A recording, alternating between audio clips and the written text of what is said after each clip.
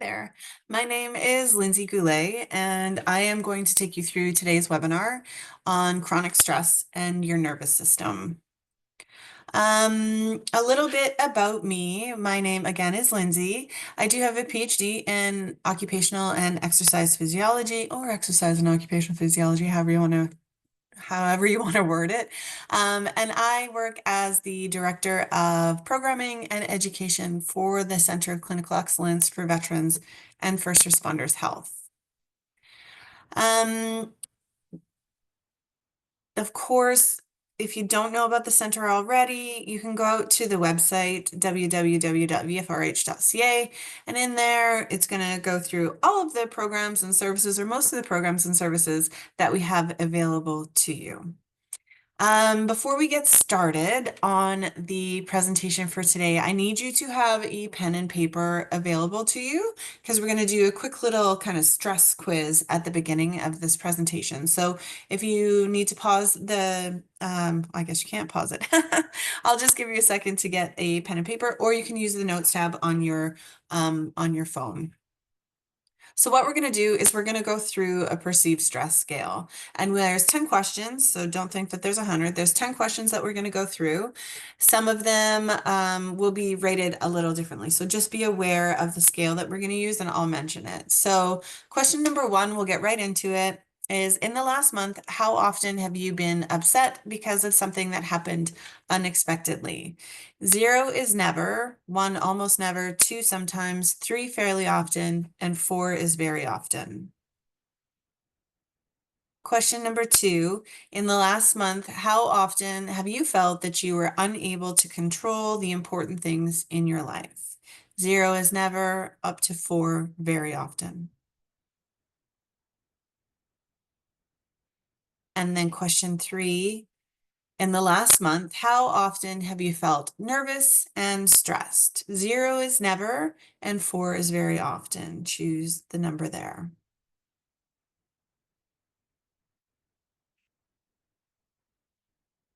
Question 4, in the last month, how often have you felt confident about your ability to handle your personal problems? Now, this is the switch. So 4 is never, and 0 is very often.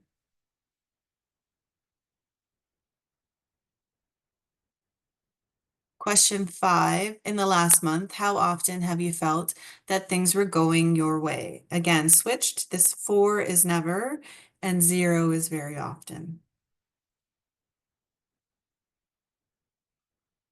Halfway. Question 6, in the last month, how often have you found that you could not cope with all the things that you had to do?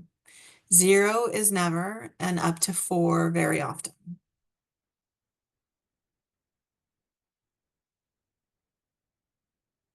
Question 7, in the last month, how often have you been able to control irritations in your life? Again, switched.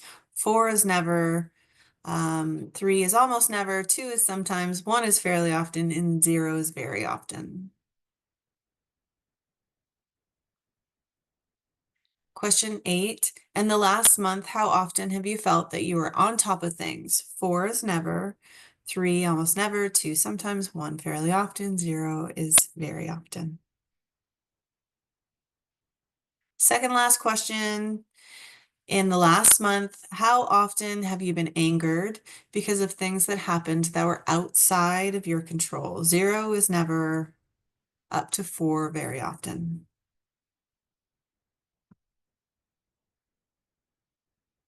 And question 10, in the last month, how often have you felt difficulties were piling up so high that you could not overcome them? 0 is never, up to 4 very often.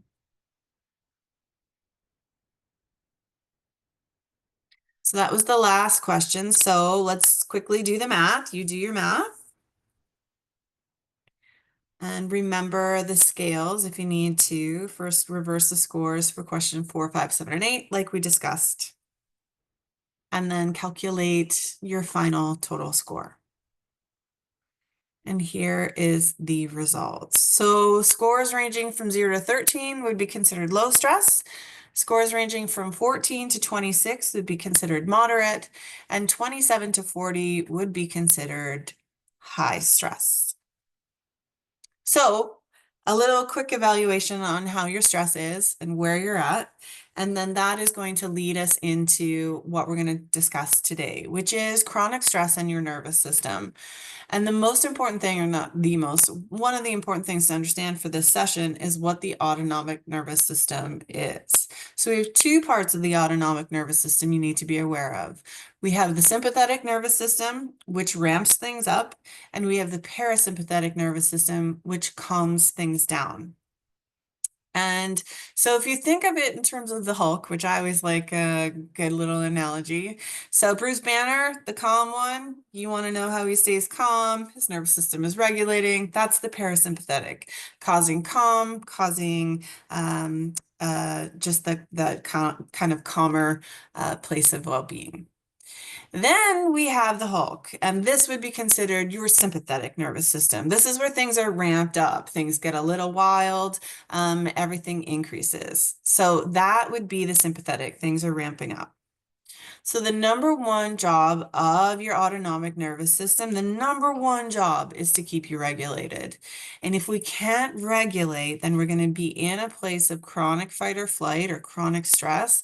And that's going to have a serious impact on your nervous system and how your body is responding to stress and other indicators in your life. So it's going to feel like I'm jumping kind of all over in this presentation, but I promise you, if you follow along, at the end, I'll tie it all up in a little bow, and it will make sense for you. So for now, when we talk about the autonomic nervous system, we're going to also talk about zones of regulation. Now, the green zone is, I call it like our juicy zone. That's where we want you to be. This is our social engagement state. This is when the ventral vagus nerve is stimulated. And if you don't know about the ventral vagus nerve, I got you. We're going to talk about it in a little bit. But just so you know, the ventral vagus nerve is kind of responsible for bringing us into a calmer place, calming things down. It lowers the heart rate. In the green zone, digestion is stimulated, facial muscles are activated. We have increased vocal prosody and eye contact. And then the middle ear muscles are turned on. And I'm going to talk about the middle ear in a little bit. But just know that in the green zone, vagus nerve is stimulated, which causes calm, and you're able to engage. You're able to smile and talk with inflection, and people are actively engaged with you. So that's the green zone. Then we have the yellow zone. This is our fight or flight zone. And I find with a lot of our veterans and first responders, we spend most of our time in the yellow zone. So the yellow zone is we have decreased ventral vagus stimulation. We have an increase in heart rate. We have an increase in pain tolerance, typically a flatter facial effect. So we're not as expressive when we're in the yellow zone. And then the middle ear muscles are turned off, so we're not filtering sound properly. But I will again talk about the middle ear and the vagus nerve in a moment. And then our third zone of regulation is the red zone. This is our life threat zone. So this is when the dorsal vagal nerve is stimulated, and we'll talk about that. And this is where we see feigning, freezing, shut down. So this is the red zone, shutdown zone. This is where things are not at all working the way that the body should be working and the brain should be working. So I touched really quickly on the middle ear, and I just want to clarify what's happening. So as an exercise physiologist, I love that there's tiny little muscles that we have to try and strengthen when it comes to nervous system regulation. But the middle ear muscles are really, really important. When the middle ear muscles are tense and contracted, they hold the eardrum properly. And when the eardrum is held properly and flattened out, we're able to then what's the word? Sorry, filter. I also have brain fog. We're able to filter out predatory sounds. So screams and growls. So if we think of screams and growls, that's a negative type of sound. When the middle ear is tightened, when those muscles are tightened, the eardrum is flat and we're able to filter those sounds. So those sounds aren't coming in and hitting our nervous system and causing us to be on high alert. Now, if we go into chronic fight or flight, those middle ear muscles go lax and the eardrum goes lax. And so our middle ear isn't actually able to filter out predatory sounds the way that healthier, non-stressed out, non-chronically stressed individuals can filter. So we can be sitting here, I can be sitting here in a very safe place. I'm in my home, nothing awful is happening, and there's a whole bunch of noises going on with me. If I'm in the green zone and my eardrum is tightened, the predatory sounds that are going to happen no matter what. There's all these sounds that are going on around us. Some I can consciously hear, some my subconscious are hearing. So if I'm filtering properly, the predatory sounds are getting filtered out. If I'm chronically stressed and the eardrum goes lax, the predatory sounds are coming in and hitting my central nervous system or my autonomic nervous system, and it's causing me to be in a constant state of being worried about hearing those predatory growls and screams.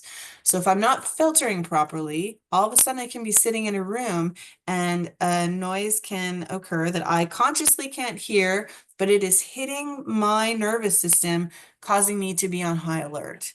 So that's the importance of the eardrum and the middle ear. And that's why we talk about when we're in the green zone, things work well. When we're in the yellow zone, the middle ear goes lax and we're not properly filtering.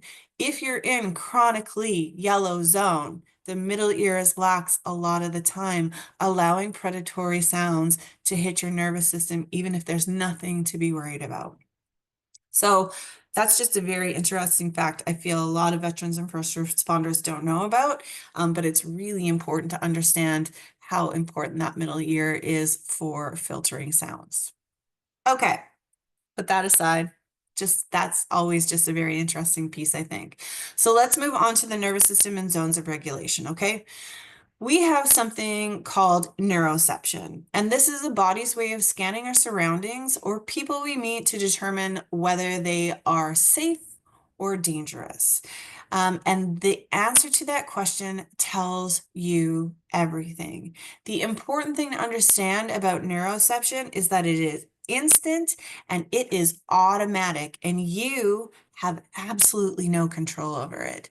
Your neuroception is an automatic and instant response. So neuroception, what you automatically and instantly perceived in the world, hits your nervous system and impacts how you respond. And it is going to put you into your zone of regulation. It's going to say, we're golden, we're good, we're green, happy-go-lucky, we're safe. It's going to either in that, or it could put you into yellow, where you're on alert, something's not quite right, things aren't exactly tickety-boo, and so you're on a little bit higher of alert, heart rates increase, facial effect is a little flatter, all of the things that we talked about in the yellow zone, chronic stress in your nervous system. And then red light is mayday, mayday, mayday, things are very, very bad, and it's time for you to shut down and feign death. That's red zone, and neuroception is going to place you in one of those zones of regulation. Now, the response impacts how we perceive the world, and the way that we perceive the world impacts your neuroception.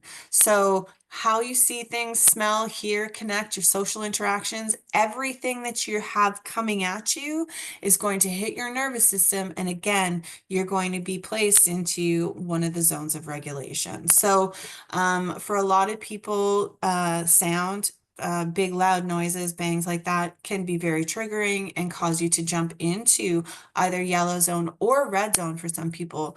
Smell is the same. Sometimes you smell something and it reminds you of a really good thing and a really good memory, and it places you into a calmer zone. Exact opposite as well. Sometimes we smell things and it takes you back to a very bad place. So neuroception is very dependent on your experiences, and your nervous system is going to keep track of everything that has happened to you and allow you to categorize very, very quickly, immediately, instantly, where you are, if you're safe, if you're kind of safe, but a little unsafe, or if you're totally unsafe. So neuroception dictates how you perceive the world around us, and it creates a physiological response. It's not just a psychological response. It's not just a like, ooh, I'm unsafe. I think I'm unsafe. It is a physiological response. Your body is going to keep or go into control. So, for example, you could meet somebody and you will instantly neurocept how you are with them. And you can have an automatic response of like, yeah, I like this guy or this person or this individual or this woman. And it's automatic. You don't know what it is. It's just immediate. That's neuroception. You can also meet somebody and be completely disengaged and not interested and get the ick. So that's also neuroception. That's your body kind of filtering things around and placing you into your zone of regulation and allowing you to use neuroception to classify how you feel about this person. The important thing to understand, and it's really important to understand, especially when we have human interaction, is neuroception can be very, very wrong. So the way to think about this, or the way that I like to really think about things is uh we've had this since the dawning of time, so since cavemen. So we know that the cavemen really didn't have a lot coming at them. If they perceived danger was most likely present. So they had kind of a few things coming at them, sounds or smells or anything to let them know that there's danger. So they had very few things to cause danger. Now, we in our society have a lot of feedback. So our neuroception can see danger all the time, even when no danger exists, which is very different from the caveman who, if they saw danger, there was danger. Now, us, we have emails, we have messages, we have people, we have traffic, we have stress, we have all the things that come at us all day, every day. Different smells, different sights, different noises, noise, all the time. The body has to interpret, and it does interpret things immediately and automatically, and it's going to place you into one of the zones of regulation. Okay, so remember that neuroception can be very wrong. So when we go into talking about red zone and trauma, which I know a lot of our veterans and first responders are managing PTSD, it's really, really important to understand that you don't actually get to choose which zone of regulation you are going to land in. The body is going to tell you where to go. That neuroception is placing you into green, yellow, or red. And so when we're in a red zone and you're in the feigning, fawning, and freezing zone, it's really important to understand that no amount of guilt is going to make you feel any better. So you don't get to control red zone. People who freeze and don't run, they try to explain why they didn't, and it just happens because they're in the red zone. There's no reasoning behind being in the red zone. That's just the nervous system trying to save your life in maybe a place where there isn't actually any threat. So when you're working with individuals, and I'm sure as a first responder, as a veteran, you've seen people in the red zone. I think it's really important to help educate people that you're working with, and also to understand for yourself, if you've ever been in the red zone, it's not your fault. It's your body's way of protecting you, and you just freeze. So there's just no fault in that. So I always like to touch on that because sometimes there's some guilt around not being able to make a decision or run or scream or yell or do your job or whatever it is that you were, because you're in a red zone, and that is just a nervous system takeover. Um, and like I just said, for victims, if you're discussing with people, no, you didn't fight, no, you didn't fight back, yes, you froze, you were definitely in the red zone, and this is trauma. This is a trauma response.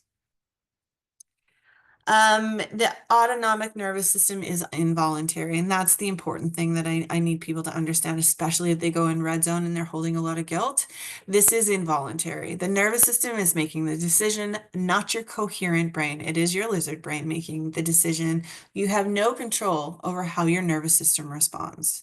So you can acknowledge that this happened and you can work through it and you can move through it. And we have counselors that can help you if you need it. But please know that this is not your fault. Okay, so the autonomic nervous system, I know I talked about the ventral vagus nerve, so let's discuss it. It is a system. It's loads of body parts and many, many organs. And we have this thing called the vagus nerve, and it links everything together. It begins at your brainstem and it runs all the way down to your gut. Now, the vagus nerve responds to neuroception. Neuroception, instant and automatic, and sends a message to your organs depending on whether you're green, yellow, or red zone. It's an automatic interpretation. Sometimes my mouth doesn't work. There are two branches of the vagus nerve that we need to be aware of. We have the ventral vagus nerve, and the ventral vagus nerve acts as a neural brake. It slows things down, it allows for social engagement, digestion increases. This is the branch that's activated when we're in the green zone. Green, green, green. Great. Green is great. Okay. The one area that you can control, oh my goodness, my mouth, that you can control in the autonomic nervous system is your breathing. And the breathing is the only autonomic response people, well, most of us, can consciously control. And if we are looking at regulating the vagus nerve and we're regulating to try to get you lower into the yellow zone or into the green zone, I want you to think about exhaling longer. So we all know about box breathing, inhale 4, hold 4, exhale 4, hold 4. That's great. However, I would like to see more of a longer exhale. So when we exhale longer, it triggers sensors in the lungs, which activate the ventral vagus nerve, and that causes the brain to know that you're okay and that you can bring things back into calm. So if you're in a place where you're starting to get nervous and panicky and you feel like you're into an elevated yellow zone, you can really focus on your breathing. And when you focus on your breathing, you're exhaling longer. So I always like to do an inhale 4, hold 4, exhale 7, hold 4 if you want. Sometimes I don't like to hold that last 4 because by the time you're done exhaling for 7, you need a breath. So you can inhale 4, hold 4, exhale 7, and go back and inhale. So that's really, really important because it does stimulate that ventral vagus nerve. The longer exhalation triggers the sensors in your lungs. Super, super, super important. The second vagus nerve is the dorsal vagus, and this is the one, remember, maybe you might remember back when we were at the beginning, when we were talking about the red zone, and the dorsal vagal branch was being stimulated. The dorsal vagal branch is also a neural brake, but it's like the emergency brake. It acts, it doesn't take you to a place of calm. It takes you to a place of freeze or dissociation. So this is red zone. So if your dorsal vagus nerve is activated, you will be in the red zone. So we have to try and figure out how to get you out of that red zone. Now, we used to think that when parasympathetic nervous system turned on, the sympathetic nervous system turned off. When the sympathetic turned on, the parasympathetic turned off. So it was kind of like a switch.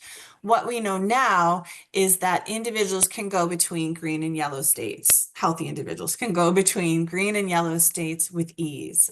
And that's what we want to teach you. We want to teach you how to, if you're in chronically yellow zone, we want to teach you how to come back down into green and then be able to come into yellow and back into green. So you can float between those two zones easily and the body can get adjusted to it. So modern day living, remember that neuroception is often wrong. We're no longer cavemen. We have a lot of input coming at us. So everyday stressors create a cycle of fight or flight or sympathetic activation. And this causes increased levels of anxiety, and it causes you to be a lot longer, spend a lot more time in that yellow zone, so that sometimes if you come down into green, into that calm zone, it's very uncomfortable. So we want to make sure that we're teaching the body how to go up and down from green to yellow. So for my individuals that are managing PTSD and trauma, the only thing I really want to touch on right now is that trauma is not just a psychological response, it is a physiological response. So the body is going to remember things that happened to you. So if you are doing a lot of cognitive behavior therapy, so if you're doing a lot of talk therapy, that is wonderful, and I encourage you to do it. But if you're managing PTSD or any other mental health disorder, I really encourage you to look at counseling for the body and also treating the body so that you can get to the root as to why your body is responding the way that it is responding in different situations. We have to kind of rewire the nervous system to understand when you're calm instead of being constantly triggered and up in yellow. We can teach the body what it feels like to go back into calm zone. So if you're managing PTSD, I really highly recommend that you do some body work in your counseling and therapy. So we're not just talking about PTSD and trauma. We're also talking about physiological responses that occur for other illnesses and disorders. And I'm talking about depression, autism, anxiety, and other mood disorders. They all share the fact that we go into yellow zone feedback. So they all share that we feel unsafe. There's a higher heart rate, flat facial effect, auditory sensitivities, digestive issues. This is a disengagement from the green zone. So we have to teach you how to come back down into green and be okay with being in the green zone. It can be very uncomfortable. If you've spent years and years and years working in managing around your PTSD or your depression, or if you're on the spectrum or whatever it is that you're going through, you're most likely in that chronically yellow state. So we have to teach you to come back down into green. So we need to get you into the green zone. And so why do we need to do that? And this is pretty simple explanations. Number one, it releases hormones that are important for mental health. The green zone helps with cognitive function like learning and memory and motivation. If you are chronically stressed out and you're in the yellow zone, memory is going to be difficult. Motivation is going to be difficult. Learning something new and remembering something new is going to be difficult. So we have to get you back into touching into the green zone so that you can work on your cognitive functioning. We also know that being in the green zone can make life fun and enjoyable. It makes people like you. They like when your voice goes up and down. They like when you can smile with your eyes. They like to engage with people. It's difficult to engage with people that are constantly on high alert. Allows the body to function as it should. So remember, when we're in the green zone, digestion works, immunity works, all of the things, all of the systems work properly. When we're in yellow zone, even when we're on high alert and we have elevated sympathetic reactions, the body's not working definitely the way that we want it to be working when it's in a calm zone. It's having to manage all these other pieces, so it can't manage the rest of the systems. And then finally, it's just a more positive human experience. So when you're in the green zone, you can live a happier, healthier life because you have more connectivity and more joy. Okay. So feeling unsafe is hard, and when we're unsafe, there's no contact, there's no connection, and there's no bond. So it's pretty lonely if you're chronically stressed out individual. And we know that connection and having strong social bonds is key to overall health. So we have to find a way to get you back into the green zone so that you can have more connection with people and maybe not be so angry and snippy or stressed out or impatient. So how do we fix all of this? How do I help and fix this? Well, we treat trauma as a physiological state. So we want to create a place of safety. We want to understand that the green zone in safety is different for everyone. We want to understand what triggers you out of green zone, and we want to teach you how to breathe. Remember longer exhalation. So how do we help her fix this? Oh, I already did that. I have to go this way. We want to hack the nervous system. So, number one, we want to breathe slowly and deeply. Remember, we want to exhale longer. Number two, we want to listen to mid-frequency music to train the middle ear. Remember, we talked about how important that middle ear is. We want that eardrum tight. So we want the muscles to be able to contract so that they can tighten up that eardrum. And the best way to do that is to listen to that mid-frequency music. Now, people ask me, what's mid-frequency music? Well, I'm sorry, but if you don't like country music, you're going to have to like it for a couple songs a day.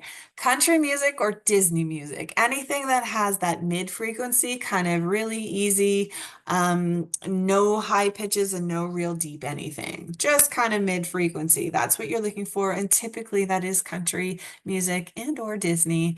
So if you can find other music that's mid frequency, float your boat, but that's typically the best ones to train the middle ear. We want to speak with smiles, eye contact, and a bit sing-songy. I know this is difficult for my first responders, so I've done this presentation for police officers, and they're like, we don't often speak with smiles or a lot of sing-songy. You don't have to do it at work necessarily, but you could practice at home. You could do it in your car by yourself. If you feel silly doing it in front of other people, totally fine. You can do it in the mirror to yourself, but it does definitely help stimulate that ventral vagus nerve. Work and live in a place that feels safe. Again, I know that some of your jobs don't actually allow you to do that, but you can certainly live in a place where you feel safe, and you can hang out with people where you feel safe. And you can do extracurricular activities where you feel safe. So that's really, really important part of being able to come into the green zone. You want to spend time around people that you like so that you can increase your connectedness. Now, the purpose of movement and trauma, the reason that we always, when we're talking about trauma responses and we're talking about managing PTSD or trying to get you out of chronic fight or flight or chronic stress, is that when we're moving, we're simulating a sympathetic response. Well, you're getting a sympathetic response, increased heart rate, increased breathing rate, increased sweat, increased respiration, all of the things that we do when we make you work out, we're kind of simulating that yellow zone. And what we want to do is we want to treat or teach you that you're able to go up into yellow zone where you have those sympathetic responses, and then you can come back down. It's teaching the body that we can go into yellow zone and then you can come back down into green zone. So it allows the body to understand that there is a way and a path, we can build that pathway so it runs a lot smoother of coming back into green after being in a sympathetic response. So purpose of movement, breathing again, you're going to have a longer exhalation when you're moving. It does allow you to move between the green and yellow zones, which is what I was talking about. Healthy individuals can bounce between green and yellow, and exercise can help your autonomic nervous system do this more quickly and more reliably. It's like a training program for your nervous system. So just like we, train your biceps, and every time you lift a bicep or do a bicep curl, you can get stronger and you build better pathways. Same with your sympathetic nervous system and parasympathetic nervous system. Definitely stimulates the ventral vagus nerve. Movement stimulates the ventral vagus nerve. Research has shown that exercise in and of itself stimulates that ventral vagus nerve. So you gotta go get active because it's going to help you stimulate that ventral vagus nerve and come back down into calm. And then there's other ways for you to stimulate that ventral vagus nerve. So if you're feeling stressed out and you're feeling anxious, you can do these things. Gargle, which sounds crazy and silly, but gargling does automatically stimulate your ventral vagus nerve, which can help calm you. Sing mid-frequency songs. Cold exposure, which has been very, very popular lately for a lot of people, but cold exposure can absolutely stimulate your ventral vagus nerve. Breathing exercises, as I mentioned, longer exhalation and exercise also helps stimulate your ventral vagus nerve. So these are 5 things that you could do today to help you feel better and to bring you back into a maybe not green zone if you're chronically into yellow, but maybe a little lighter yellow. And we can eventually get you down into the green zone. No matter what you've been through, you have to look at how the body is responding to the world around you. There's a book called The Body Keeps the Score. If you haven't read it and you are managing any type of mental health disorder, depression, anxiety, PTSD, whatever it is that you're going through, I highly recommend it. It's a difficult read, so read like a paragraph a day, but it's very, very useful. I do want to acknowledge that 84% of our first responders have reported experiencing trauma, only 84%. And I say only because I would feel like if you've been a first responder for any amount of time, 100% of you will experience trauma. So it's very important to understand how we bring you into a place of calm and green. If you need me, if you need anything, vfrh.ca is our website. My contact information is there. I would love to connect with you. If you have any questions, comments, concerns, anything like that. I do want to just thank you for being here. If you have questions, it was a lot of information. It's kind of one of our longer presentations, but I hope that you learned a little bit. And if you have any questions about how to regulate or you need some help with that, please do ask, and I'm happy to help. And our team at VFRH can get you some support. Lots of programs available to support you. We have counseling available. We have a lot of programs and services that can help you. So you do not need to suffer alone. We're absolutely here to help you out. So thanks for being here. Again, if you have any questions, I know that was a lot of information, so you may want to rewatch it. It's totally fine, but I will be available if you need me. So take care of yourself, and I will talk to you soon, I hope.